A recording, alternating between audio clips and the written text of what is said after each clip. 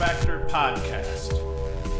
What is up, Lacrosse fans? You are watching episode 108 or listening to episode 108 of the LaxFactor podcast. We're going to talk about Major League Lacrosse kicking off this weekend. We got 5 lacrosse games, 3 on Saturday, 2 on Sunday that we get to talk about. The action was awesome. Before I get into all of it, be sure to like, subscribe, hit the notification bell, subscribe like crazy. We're trying to get to 9,000 subscribers, and then just like crazy because that's the easiest way you can support us. Be sure to share the video with your friends also to help spread the word. And as always, you can go to LaxFactor.com to support the podcast.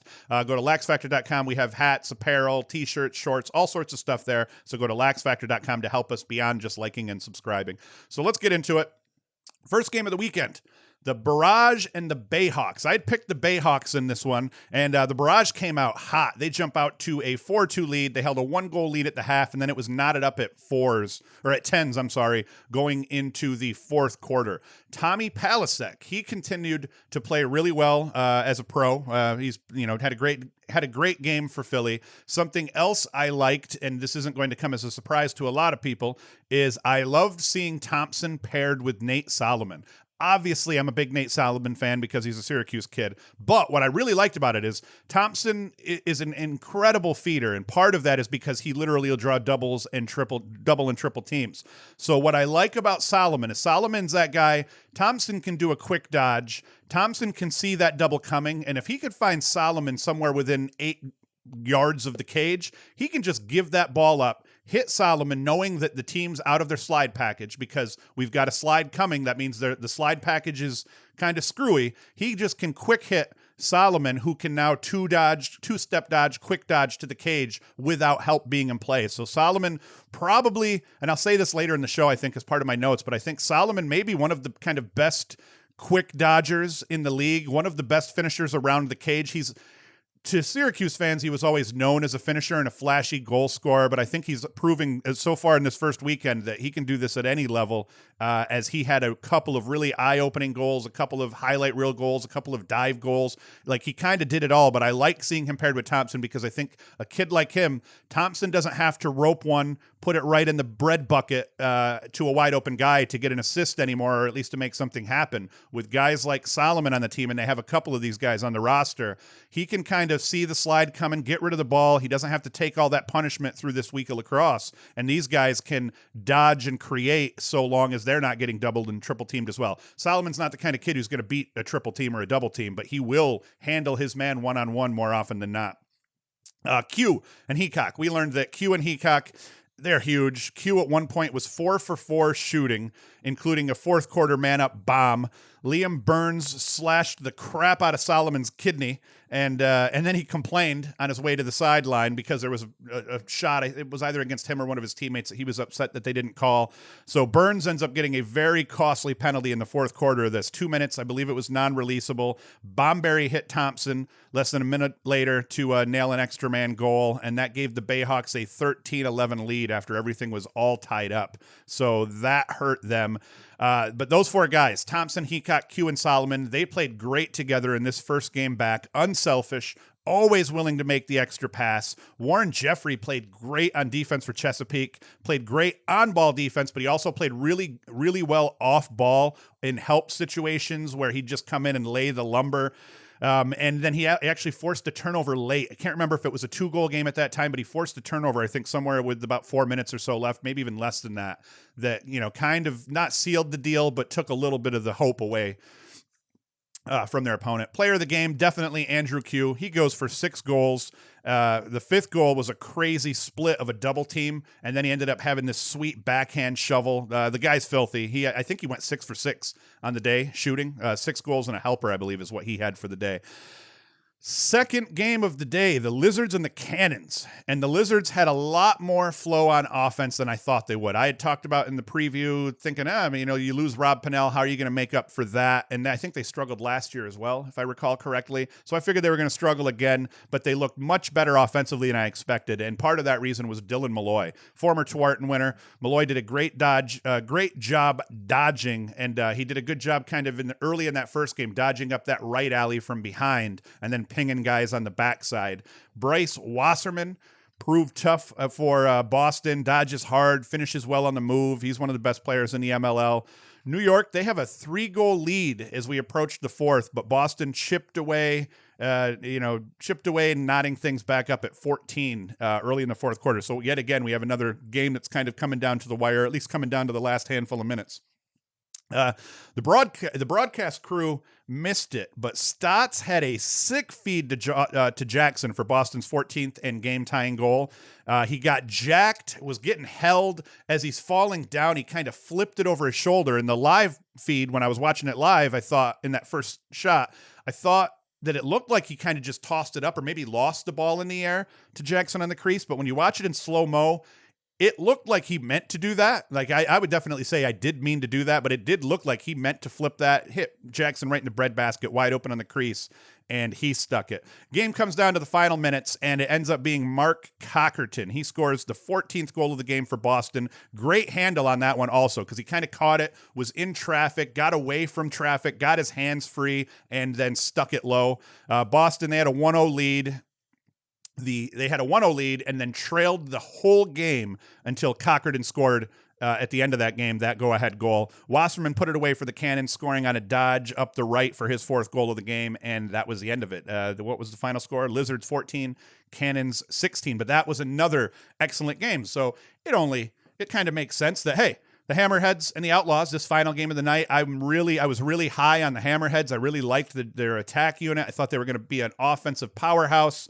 Not so much against the Outlaws. The Outlaws come out, play incredible team defense, very physical team defense, the most physical game, at least by one of the opponents that we saw all weekend. Outlaws, they had all the momentum from the beginning as well. They take a 5-0 lead, while Connecticut had a hard time getting anything going. Connecticut threw the ball away a lot of forced feeds to the crease. They just did not gel in any manner of that game. Not really the entire game they didn't gel. The Denver defense, though, they can be credited with a lot of that bad play out of Connecticut. They gave up very little. Every feed to the crease was contested. Every dodge was contested. Every shot they had sticks on hands. So that was really good to see out of Denver. At least they're on their quest to kind of get revenge on the Bayhawks for last year's loss in the finals. Even Bubba Voigt, he got a good look off at the buzzer at the end of the first, and Knight was there to make a stop. So even where the defense faltered and kind of the Hammerheads were kind of scrambling to try to make things happen, Knight looked good. Ryan McNamara scored the first goal for Connecticut as the Hammerheads, the former Rochester Rattlers, Dallas Rattlers. He's one of their studs. Great downhill dodge down the right alley to get their first goal. Denver rolled, though, in this one in the end, 18-6, obviously. Denver rolled. Ryan Lee played really well for Denver, 4 goals and a dish, played good off ball, and made sure that he was finishing his opportunities. John Grant Jr. got a ton of burn. Didn't put up a whole hell of a lot of points, but he got a ton of burn, and the announcers during the telecast just kept talking about how great it is to have a guy like him on the field, coaching guys on the field. And honestly, not that Denver doesn't have big names, but Denver doesn't have just a plethora of huge names, but offensively they gelled incredibly well, and I'm starting to wonder if having a vet on the field that can kind of anchor everything and kind of make sure everybody knows what's going on and keep everybody on the same page, I'm wondering how much that really does play, because the Outlaws looked great offensively. They looked just as good defensively. So we'll have to see today how Connecticut rebounds in their matchup today on Monday, or tomorrow on Monday. I came in here trying to think, I'm going to talk about Monday as if it's today, but the reality is it's Sunday night. Sunday's games now. These are the games I actually sat down and I watched these live, luckily. Sunday's games, the Bayhawks came out and they started slow again. The Lizards, they had flow from the outset. Once again, the Lizards impressing me with how they looked offensively. And mostly, once again, Dylan Malloy came out. He scores the first 3 goals of the games for the Lizard. Just a nasty big boy, Malloy is. Just bullied his way to the front of the cage. You can't take him off that line. He gets in his head that this is where he's going, and you kind of got to ride him into that. Another big game also out of Moose. Jeffrey broke up a Lizards fast break, and then put the point man on his bottom. Just knocked the point man. I forget who the point man was on that, but Jeffrey played great in the first game, played physical and great in this game. One of the best defenders in the world, hands down. Nate Solomon, once again, in this game too, looked like one of the better around the cage finishers in the league. And I'm not just saying catch the ball and score wide open. I'm saying catch the ball near the cage, beat that man without the help in place, and get a goal. He had another great dive goal in this game. So Solomon continues to prove that if you give him the rock in close, he's going to stick it. He continues to be a great player to mix in with Thompson, Heacock, and Q, and all of those guys. So can't say enough about Nate Solomon and how he looked. Phipps, he started getting dialed in Cage. He had a strong first half, especially the towards the end of the second quarter, and towards the end of the second quarter he played tough. Bayhawks get their first lead of the game. CJ Costabile comes in and lights up a 2-pointer, making it 8-6 Chesapeake. And then Solomon scores another goal. This one had to be reviewed. He had a goal reviewed earlier in the day because the dive, but it ended up being clean. He didn't have his toes in the crease. And then they had to review his goal at the buzzer. I believe it was at the buzzer of the half. Yeah, second half. End of the second quarter. But that ended up counting as well. So Solomon got into a lot of the action in the first half. 6-goal run at that point. Solomon scores that goal. Costabile scores a 2-pointer. Solomon scores a goal. That's now a 6-goal run by the Bayhawks. Then we have a crazy half-field possession by the Bayhawks to start. I believe it was the third. And Q ends up scoring a behind the back on that one. They banged the ball around all over the place. Q ends up cutting with his left, catches it a feed. I forget who the feed was from. I don't have it in my notes, but catches a feed, sticks it behind the back. 8 goals on 8 shots for Q at this stage over the first 2 games, and we're at 10-6 Chesapeake. That is an 8-point run at this stage for the Bayhawks. And then the Bayhawks just continue to roll.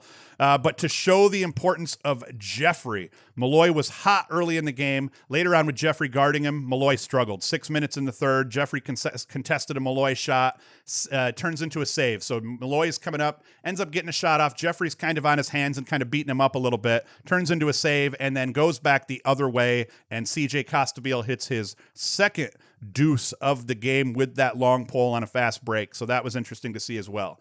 We end up coming into our last game of the day. I thought at one point it might turn into a bloodbath, but the Barrage made it interesting. Outlaws versus the Barrage. 15-10. This one goes in favor of the Outlaws. Most physical game of the day by far. These guys beat the crap out of each other from the beginning to the end, and I knew the Outlaws were going to come out and play that physical, but the Barrage kind of answered that tone. We see guys, both teams insanely aggressive, both teams laying lumber, hacking each other up, and then bodying people up wherever they could. There was a couple of highlight reel hits that I was surprised they didn't call penalties on, even though they were technically clean, especially based on when I played lacrosse, they were totally clean, but these days they protect the players a little bit more. Either way, great game, very physical. Lee and Baccaro, they both go for 3 goals and an assist in the Outlaws win. Denver, one thing Denver did, and I'm not sure, I didn't notice how many other teams did this, but I know Denver split time in Cage between Knight and Washuta. I think Washuta, is he a rookie?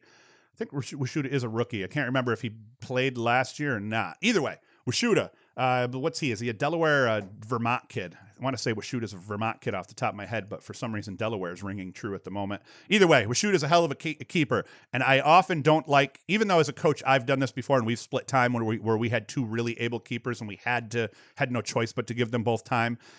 It's a risky proposition.